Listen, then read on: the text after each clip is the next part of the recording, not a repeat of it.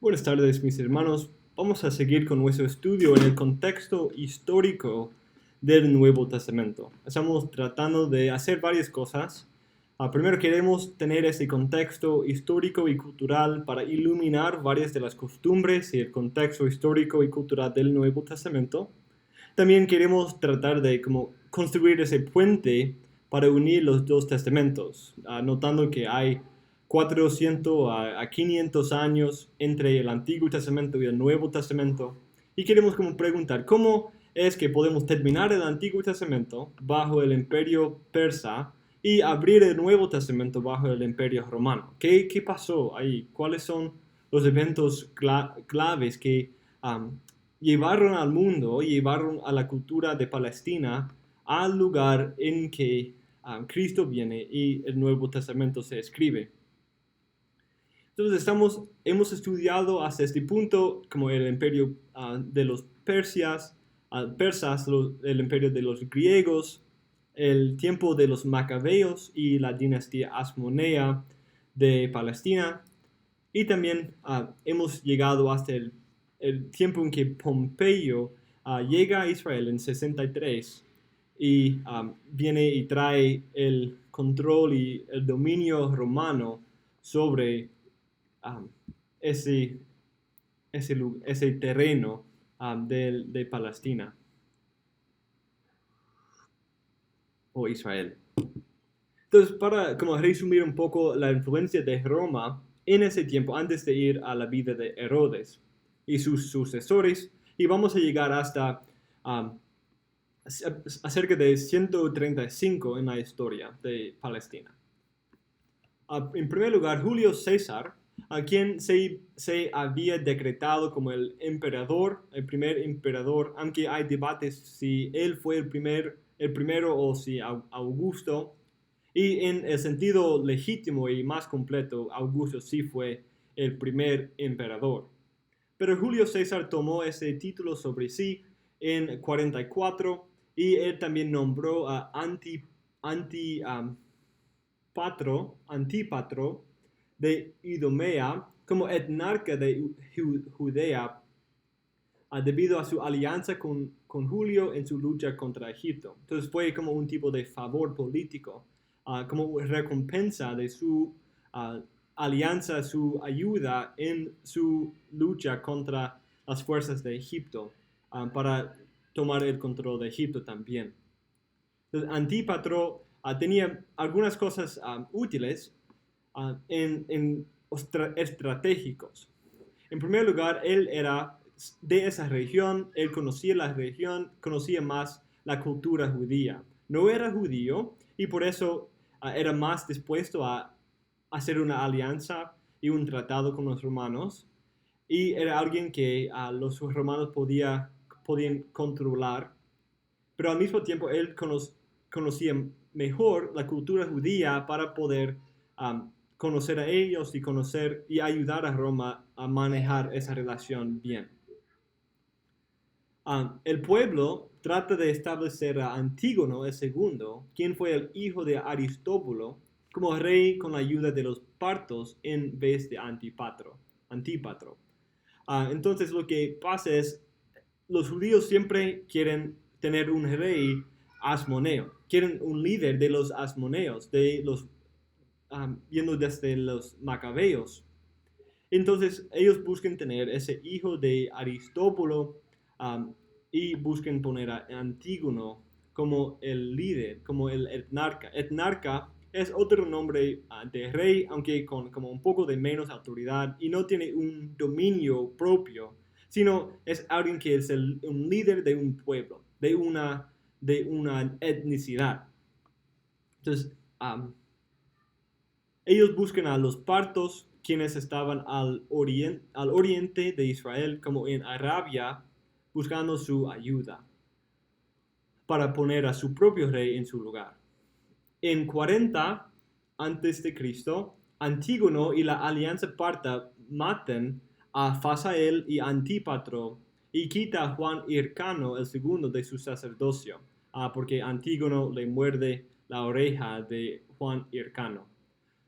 Entonces, recuerden que Salomé Alejandra había puesto a Juan Hircano el segundo y a Antígono el segundo como los dos líderes de Israel. Antígono como el líder militar y Juan Hircano como el líder religioso, como el sumo sacerdote. Pero había esa lucha entre ellos para ver quién iba a ser el rey verdadero o el líder verdadero después de su muerte en 67. Y ellos apelan a Pompeyo para ayudar en ese desacuerdo. Él llega en 63, exilia, expulsa a Antígono y pone a Juan Hircano como sumo sacerdote y le quita todo el poder militar o político. Entonces, Juan Hircano tiene el favor de los romanos, también de Antípatro y su hijo Fasael. También tiene otro hijo que se llama Herodes. Fasael y Herodes son los hijos de Antípatro y todos son llamados por por Antígono y los partos a una reunión. Pero Herodes, en su prudencia, ve que es una trampa y se huye a Roma para escaparse de la mano de Antígono y de los partos. Su hermano Fasael y su padre Antípatro caen en la trampa y son matados. También Juan Hircano le quita su autoridad, su derecho de ser el sumo sacerdote por morderle la oreja, porque fue algo descalificador a tener una falta o una discapacidad corporal, según el libro de Levítico. En 39, justo después de este evento, Herodes está en Roma y le pide a Roma, al Senado romano, porque en ese tiempo todavía es la República Romana, no es el Imperio Romano todavía. Entonces le pide al Senado el poder ser el rey o el etnarca de Judea, de Israel. Él es nombrado como el rey y él tiene que regresar en 37 en los años sucedientes para tomar el control del terreno que ahora tiene como su dominio. Entonces recibe la autoridad, pero tiene que ir y tomar la autoridad. Antígono ya estaba reinando en Jerusalén y por fin Herodes toma la autoridad de Jerusalén en 37 a.C. Entonces él recibe su autoridad en 39, pero recibe el lugar en 37, cuando llega a Jerusalén y por fin puede derrotar a Antígono y sus seguidores. Eso nos lleva al estudio de la vida de Herodes el Grande. Herodes el Grande, el hijo de Antípatro, y él es el Herodes que se menciona al inicio de la vida de Cristo, en su nacimiento. Él pasa los primeros años, debido a las circunstancias alrededor de su vida y su llegada al trono, hay mucho debate entre si él es legítimo o no. Entonces él busca establecer una paz con los asmoneos, los judíos más conservadores en ese tiempo. Y lo que hace es, él hace la paz por casarse con Mariame, la nieta de Hircano II, quien fue el sumo sacerdote. Pero él recibió mucha oposición constante de los asmoneos, quienes eran más conservadores, y a ellos no les gustaba tener un rey edomita, un rey de Idumea, que no fuera un rey de un judío. También tiene problemas porque él era un amigo de Antonio, quien fue como el amante de Cleopatra, la reina de Egipto. Y Cleopatra no se cae bien con él y le sospechaba mucho. Entre los asmoneos, él recibió la oposición del Hircano II, quien había regresado de su encarcelamiento en el Imperio Parto después de la muerte de Antígono. Además, recibió mucha oposición de su propia suegra, Alejandra. Su suegra quería que su hijo, Aristóbulo III, se hiciera el sumo sacerdote. Por fin Herodes lo hizo el sumo sacerdote, pero justamente vio el peligro de tal acto. Y Herodes se caracterizaba por los celos, la envidia y también la paranoia. Por lo tanto, empezó a asesinar a cada uno de esas personas. Aristóbulo III en 35, Hircano II en 30, Mariame en 29 y su suegra Alejandra en 28. Alrededor de ese tiempo se resolvió su problema con Cleopatra porque ella y el amigo de Herodes, Antonio, fueron derrotados por Octavio en la batalla de Accio en el año 31. Después de Antonio y Cleopatra se suicidaron. Entonces Herodes empieza tratando de como lograr una paz con los judíos y los asmoneos a través de algunos tratados matrimoniales con Mariame, pero ellos ven a su hipocresía y su paranoia le saca provecho de él y él termina matando a muchos de sus propios hijos y también a su esposa y sus suegros. Herodes apoyaba a Antonio en su lucha contra Octavio, pero en 31 Octavio gana la guerra, esa guerra civil que surgió de ese segundo triunvirato, y en una manera muy prudente como un líder, él dice que él fue fiel a Antonio hasta el final y él puede servir a Octavio con la misma fidelidad.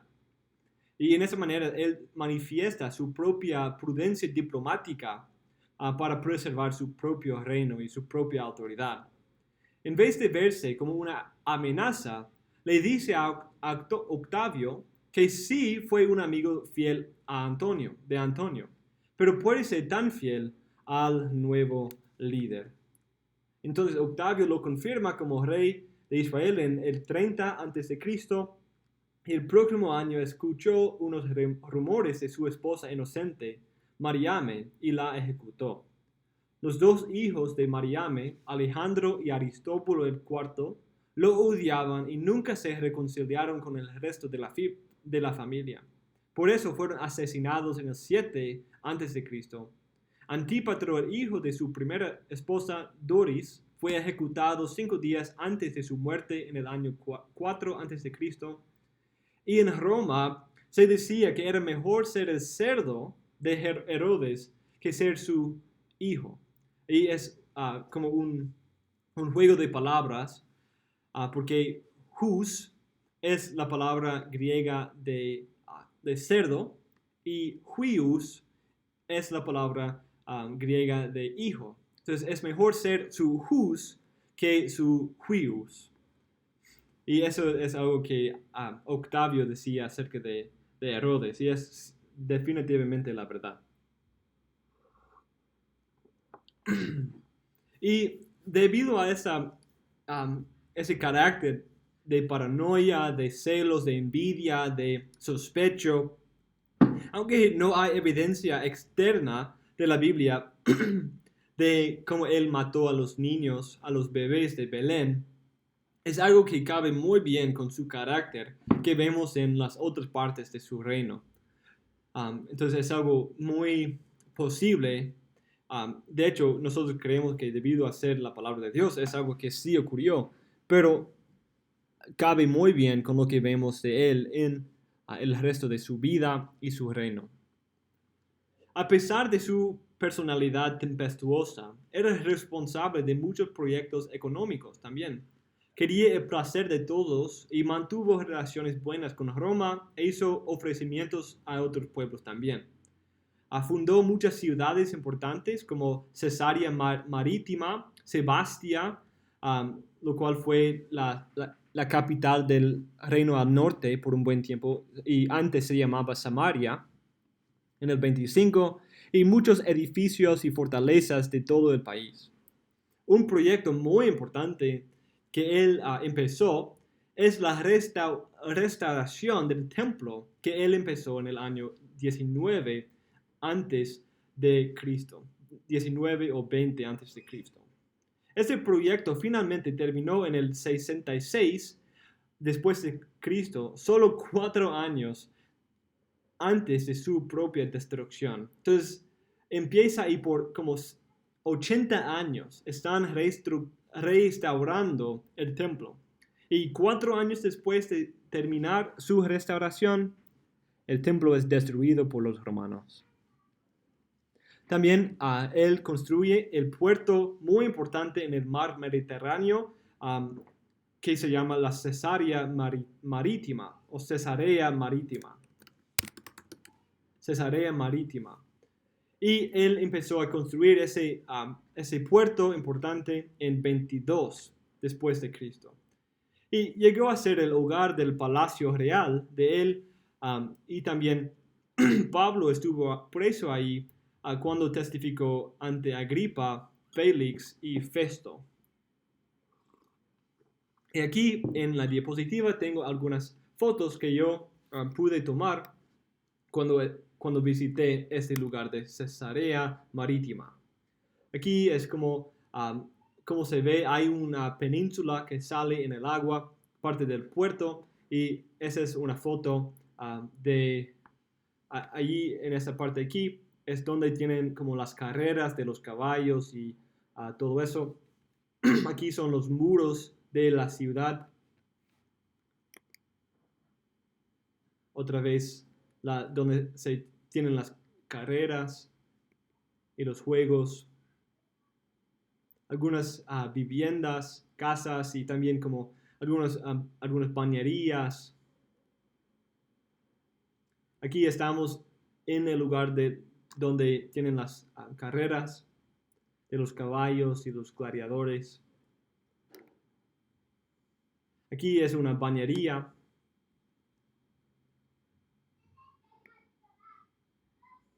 Es parte del palacio real lo que queda. Y pueden ver como las columnas de mármol y muchas cosas muy antiguas y muy bonitas.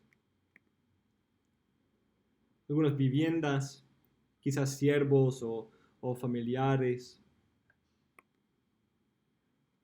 Un coliseo también, aunque ese coliseo viene después de su tiempo, después de Herodes.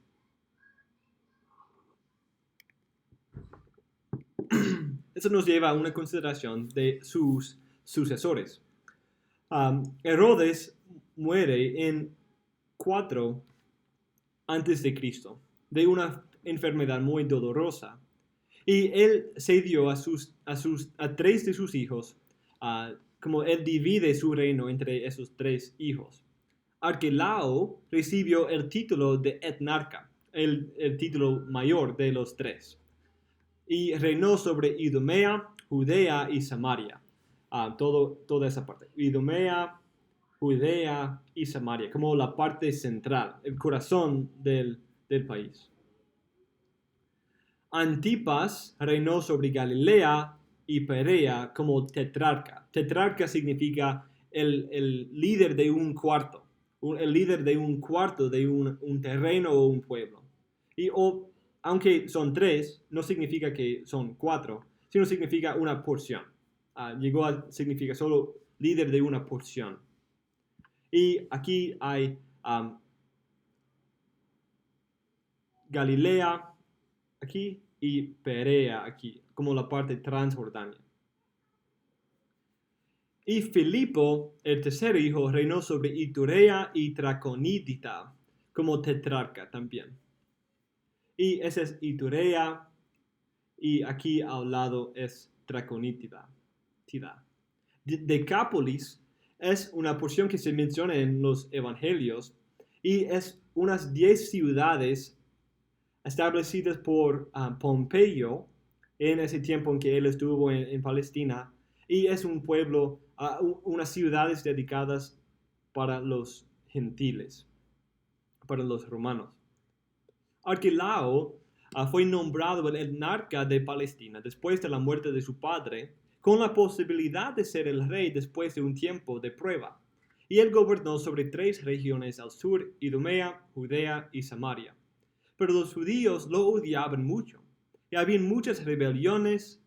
Judíos en Palestina y Roma querían que se le quitara el reino.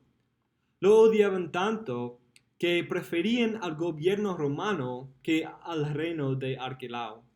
Y por fin Augusto, Octavio, el César, respondió a los llantos de la gente y lo depuso en el 6 después de Cristo. En su lugar, Roma estableció el gobierno de los procuradores o prefectos en Judea. Eso es muy importante porque de este punto Judea es una provincia romana y en este estado se encuentra en los evangelios también. Y es Poncio Pilato quien es el prefecto o el procurador. En ese tiempo su nombre es prefecto, y antes en el reino de Claudio el nombre se convirtió en procurador. Pero él es el prefecto de Judea en ese tiempo. Él es como el gobernador establecido por los romanos de ese tiempo, porque ellos no tienen un rey o un líder, un etnarca, un tetrarca de su propio pueblo, sino tienen un gobernador establecido por el emperador mismo. Y eso es debido a muchas revueltas o rebeliones y algo que causa una necesidad de tener una presencia militar por parte del emperador. Entonces, cuando no pueden confiar en el liderazgo local, el emperador establece sus propios líderes. Y este liderazgo de los prefectos empieza en 6 antes de Cristo.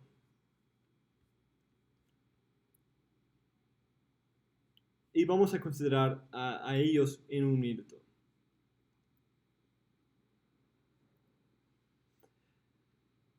Filipo, por el otro lado, fue un buen líder, y especialmente cuando se compara con su medio hermano Arquelao. Él recibió los territorios al noreste del mar de Galilea, al noreste, Iturea y Traconítida, y también hizo muchos proyectos públicos como la construcción de Cesarea de Filipo, donde Pedro confiesa que Jesús es el Cristo. Y cuando murió en el 34, su territorio se le dio a Agripa I, quien es el Herodes que muere en Hechos 12. Herodes Antipas fue el último hijo de Herodes y él recibió parte del reino también. Reinó sobre Galilea y Perea. Su reino se caracteriza por escándalos. Un escándalo especial se encuentra en las páginas del Nuevo Testamento también. Se había casado con la hija del rey de los Nabateos, un reino al sureste de Israel, como los partos. Aretas el cuarto le había dado a su hija como esposa, pero se divorció para casarse con la esposa de su medio hermano, Herodes Filipo. Herodes Filipo, y ese no es el tetrarca, es otro Filipo, otro hijo de Herodes. La oposición a esta decisión provee el trasfondo del asesinato de Juan el Bautista. Entonces, debido a eso, Antipas recibe la oposición de Juan el Bautista y en su ira Aretas el cuarto derrota a Antipas en una batalla decisiva en el 36 después de Cristo. También Cristo testificó ante ese Herodes en su juicio. Y Herodes estaba en Jerusalén en el tiempo de del juicio de Cristo para celebrar la Pascua. Y como su padre hizo muchos proyectos como la construcción de Tiberio y Sipofris, como los de Filipo, sus territorios se le dieron a Agripa I después de su muerte en 39.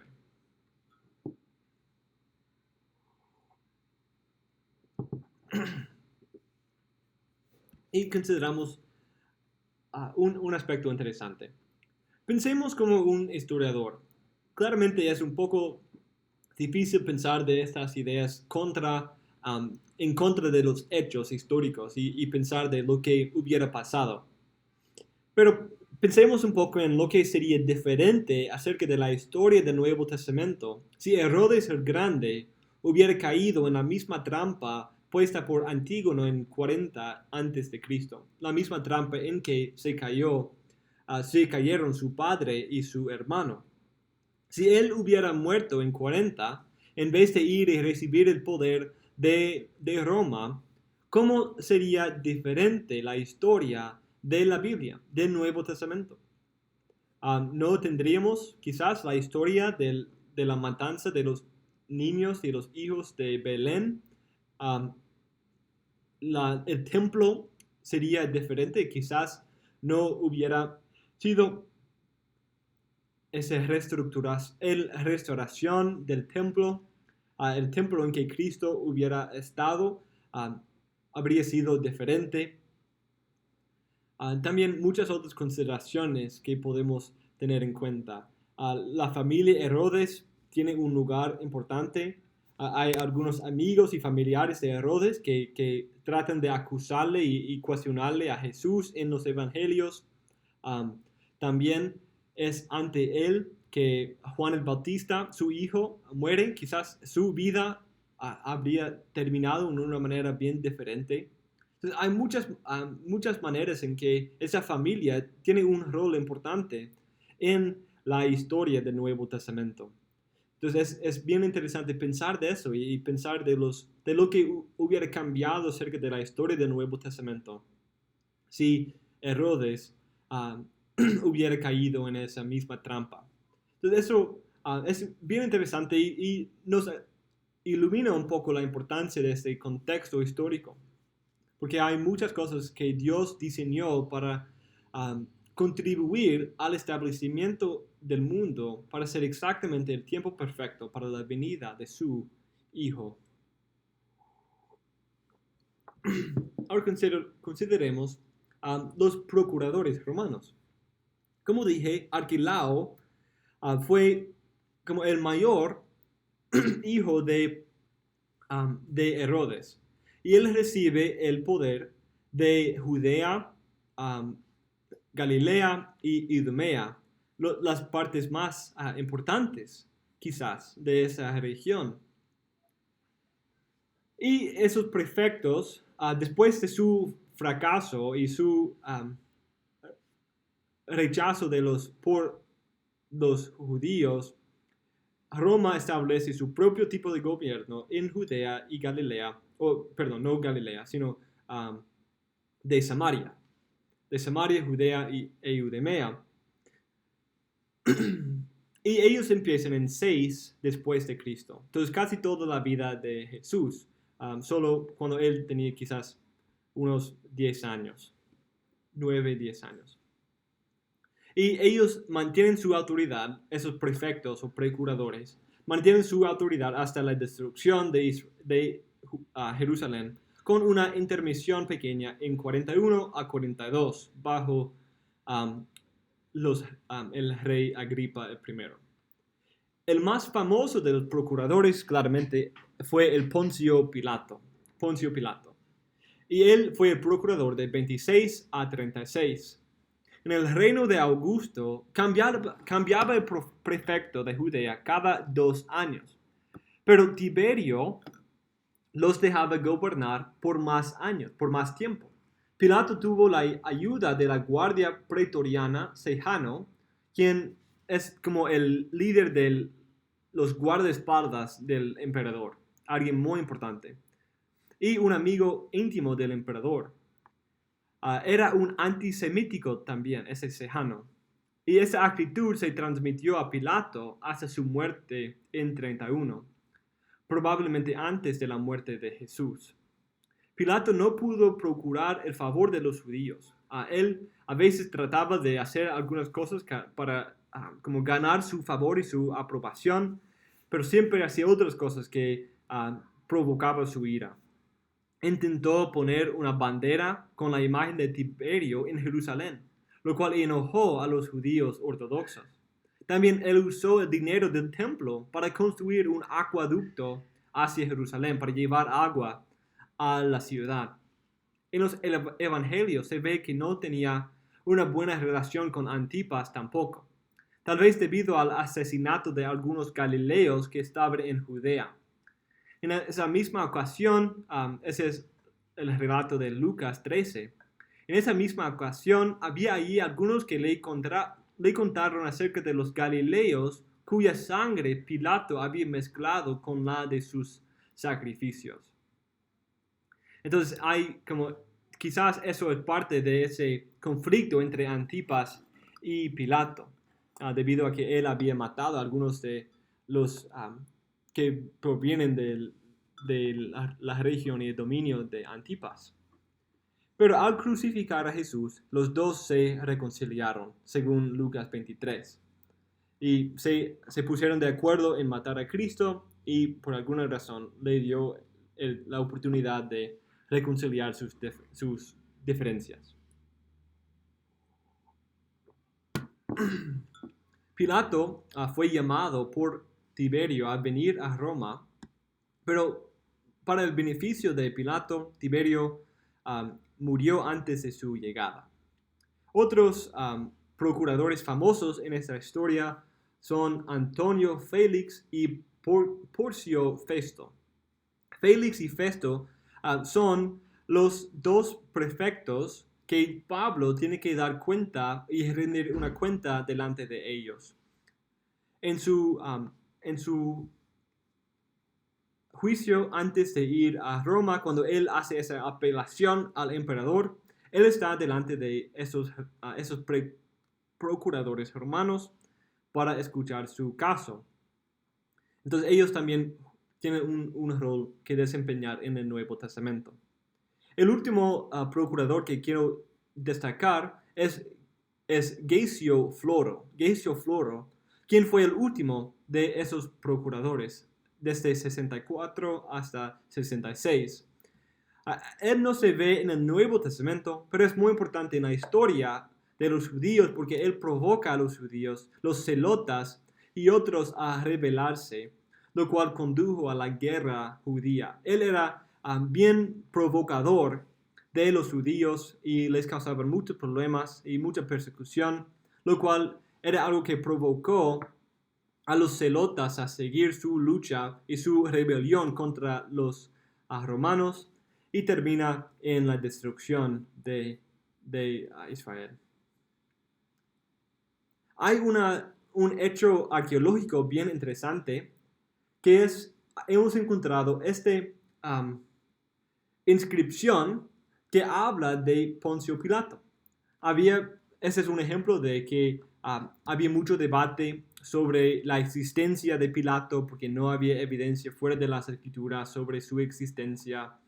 Y como hemos visto, si tenemos problemas así, solo necesitamos esperar un poco de tiempo y vamos a encontrar algo que nos ayuda y nos comprueba lo que las escrituras ya habían enseñado.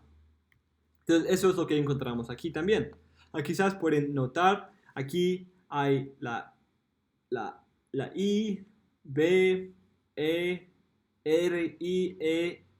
Se ve como B grande, pero las B de latín son U, I, M.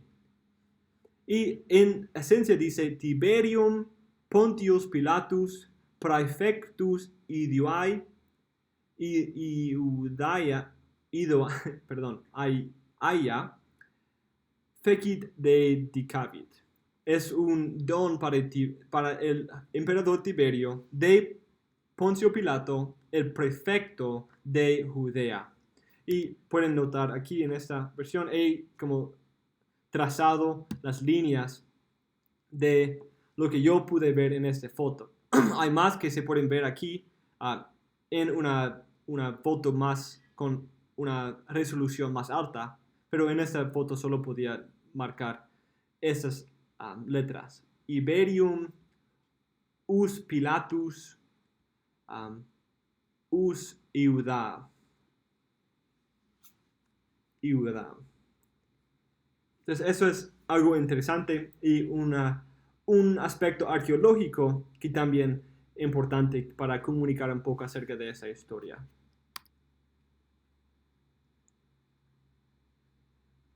Consideremos los emperadores romanos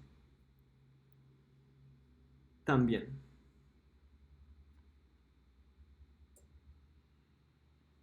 Pues primero, sí, ajá.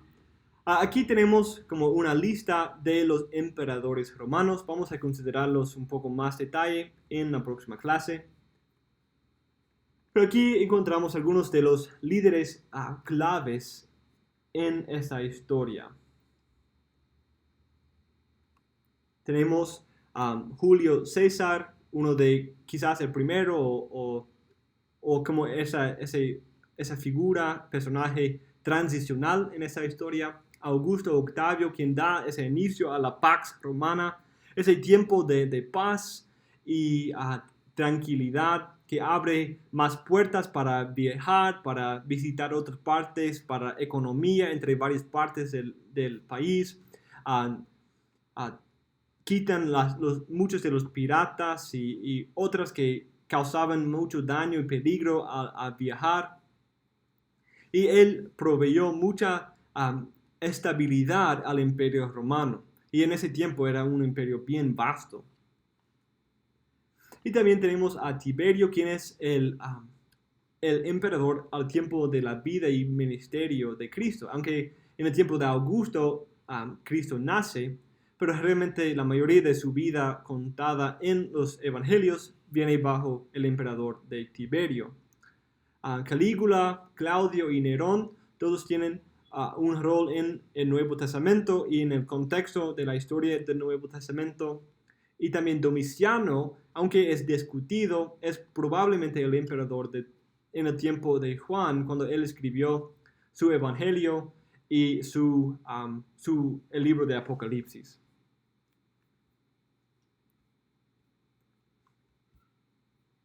Entonces, consideremos los Agripas, los reyes Agripa. Agripa ellos son un padre e hijo, y son los hijos de Herodes. Agripa el primero pasó mucho tiempo en Roma, y por esto él llegó a ser el amigo personal de Calígula, a quien llegó a ser el emperador, y también Claudio, quien se hizo el emperador en el 41. En 41 Agripa en 34 él recibió el título de rey, y cuando Calígula empezó a reinar, exigió que una estatua de sí mismo, de Calígula mismo, se construyera entre el complejo del templo, como dentro del templo. Y Agripa I, un amigo de los judíos, les recomendó que anulara ese mandato, lo cual fue una buena idea porque los judíos estaban ya listos para rebelarse y tener un tipo de revolución contra esa idea tan mala de Calígula de poner una estatua de sí dentro de como ese complejo del templo, no en el lugar santo, sino dentro de donde vendían todas las cosas. Y cuando Calígula murió en el 41, Claudio nombró a Agripa el rey de todo Israel, recibiendo un reino casi al mismo tamaño del reino de su abuelo, Herodes el Grande. Quería complacer a los judíos y por eso perseguía a los cristianos. Ejecutó a Jacobo, el hermano de Juan e hijo de Zebedeo, y encarceló a Pedro, de lo cual Dios lo rescató en una manera milagrosa, según Hechos 12. En el 44, él murió inesperadamente. Su hijo Agripa II recibió el poder de su reino después de unos años, pero reinaba en nombre solamente. Su reino se enfocaba en los territorios de Filipo, como al noreste de Israel. Entonces él tiene una vida un poco más lejana. Él no vive mucho tiempo en Israel. De hecho, pasa mucho de su vida fuera de Jerusalén, fuera de Israel, especialmente durante el tiempo de la guerra las guerras judías. Y después de ese tiempo, en 66, tenemos el inicio de las guerras judías. Las guerras judías. La primera guerra judía empezó en 66 y duró hasta 73. El último prefecto fue Floro, quien asaltó y robó de la tesorería del templo y muchas otras provocaciones al pueblo judío. Esto provocó una rebelión entre los judíos, aunque ya habían muchos que se estaban rebelando, como los celotas, pero esos actos de provocación de parte de Floro causó un gran odio con el gobierno romano. Y eso condujo a una guerra con Roma. Sin embargo, no era el único factor. Los judíos soportaban impuestos altos, la opresión de los prefectos, la corrupción de sus propios sacerdotes y muchos otros factores. Esta guerra empezó durante el reinado de Nerón, bajo el liderazgo militar romano de Vespasiano. Como he dicho, los judíos fallaron al unificarse contra los romanos porque había tanta corrupción interna que incluso estaban luchando entre sí.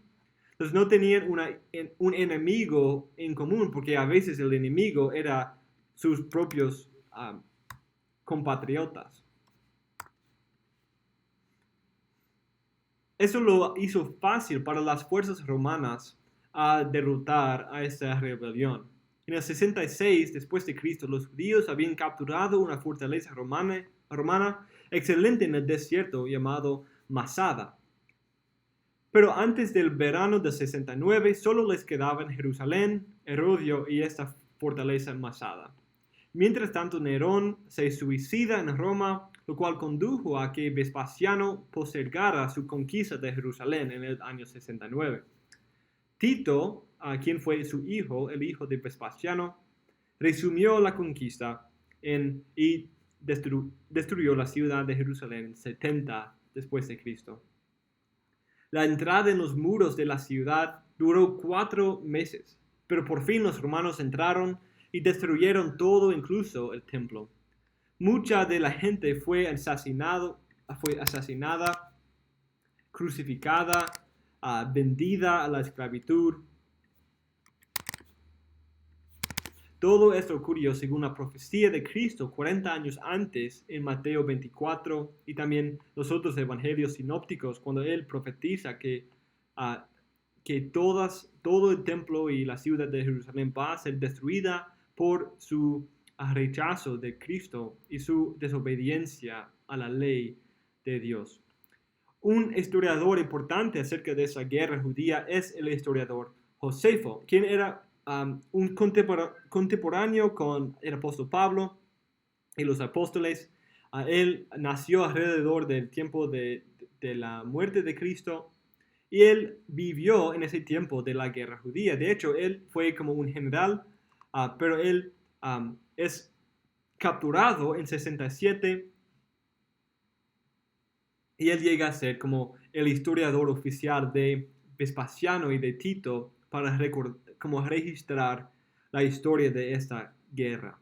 Entonces su historia es bien importante como una fuente secundaria, o no, de hecho, como una fuente primaria de esa historia.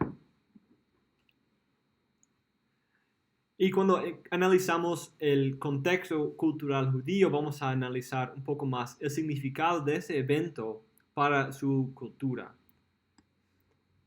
En 70 a 135, la destrucción de Jerusalén fue muy decisiva en la guerra, pero no fue la última batalla.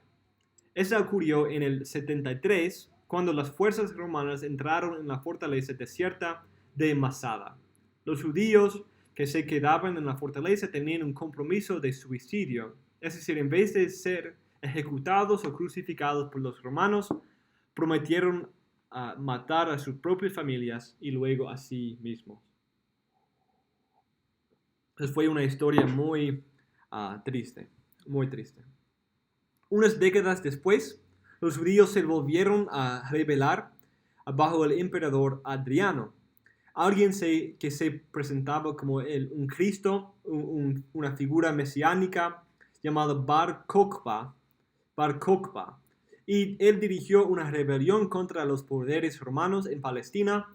Sin embargo, los romanos derrotaron a este Cristo falso y sus seguidores. Como resultado, Roma prohibió que los judíos entraran en Israel, y eso marca la cesación de la nación de Israel hasta 1948, cuando volvió a ser una nación reconocida.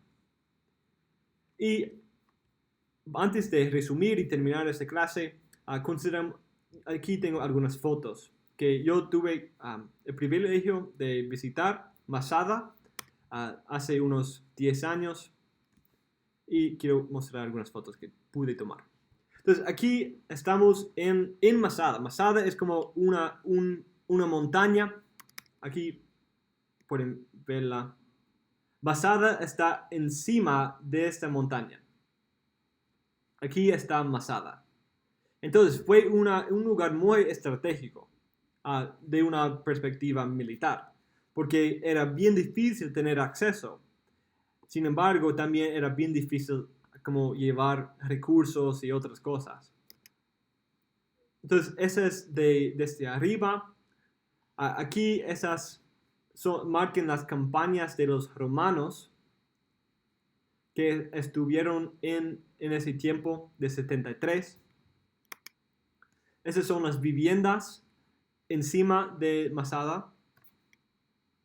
También había como una sinagoga y algunas casas y cosas así. Ese es como en el canopé para como llevarnos hacia arriba.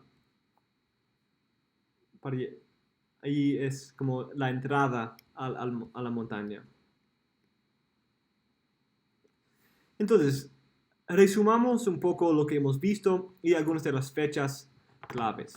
Entonces vemos a la destrucción de Jerusalén inicial en 586 por los babilónicos. 70 años después, más o menos, tenemos el decreto de Ciro, que los judíos regresaran a su tierra para reconstruir el templo. 332, tenemos la caída del imperio persa a Alejandro Magno. En 167 tenemos la profanación del templo por Antíoco Epifanías, un tiempo bien importante en la historia de Israel. Y unos 3 años después, en 164, los macabeos retoman y rededican el templo a Dios. En 142 obtienen la independencia política de Israel.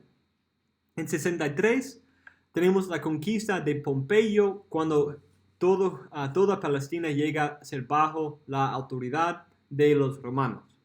Y en 70, la culminación de esa historia es la destrucción de Jerusalén, el segundo templo. Esas son las 7 fechas claves en esa historia, que nos dan como una línea de tiempo de los eventos claves, que nos dan un poco de ese contexto para construir ese puente entre los eventos al final del Antiguo Testamento hasta el final del tiempo de los apóstoles. Entonces, aunque el Nuevo Testamento todavía se puede entender sin un entendimiento perfecto de esa historia y contexto, pienso que sí nos ayuda en 4 maneras. Nos ilumina unos acontecimientos, personas, lugares y costumbres que se encuentran en el Nuevo Testamento. Nos ayuda a entender las personas como Augusto, Pilato, Herodes, Antipas, Agripa, Festo y muchos otros. Nos ayuda a entender unas fiestas como la de la dedicación en Juan 10, 22.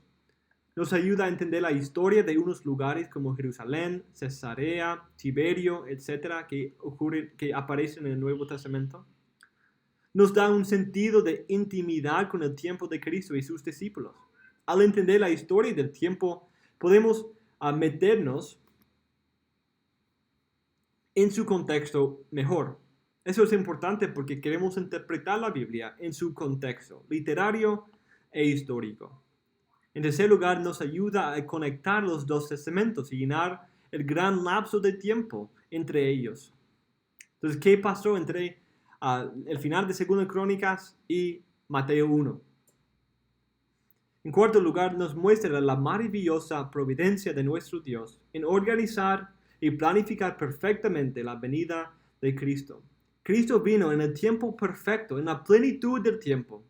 El contexto del siglo I fue el tiempo perfecto para la venida del Mesías y la difusión rápida de su evangelio por todo el mundo.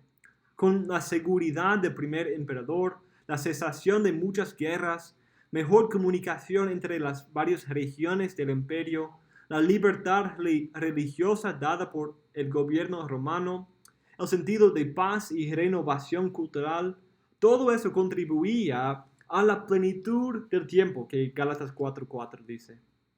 Y al ver esta historia debemos usarla para mejorar nuestro entendimiento e interpretación de la Biblia, para amar al Nuevo Testamento más y para confiar y gloriarnos más en el divino plan de Dios, en que en su sabiduría Él ha planificado, decretado todos esos eventos en la manera más sabia, más prudente y más gloriosa posible, para llevar a cabo sus planes gloriosos de llevar la salvación y salvar a su pueblo a través de su Hijo. Y podemos dar muchas gracias a Dios por esta realidad, porque es solamente a través de su providencia que nosotros tenemos la esperanza de que Él va a seguir cumpliendo sus promesas. Entonces podemos ver esa historia y gloriarnos en el plan de Dios, en su providencia y cómo Él cumple perfectamente su palabra y envía a su Hijo en el momento perfecto para la buena realización de todo su plan de redención. Y por eso damos muchas gracias a nuestro Señor. Amén.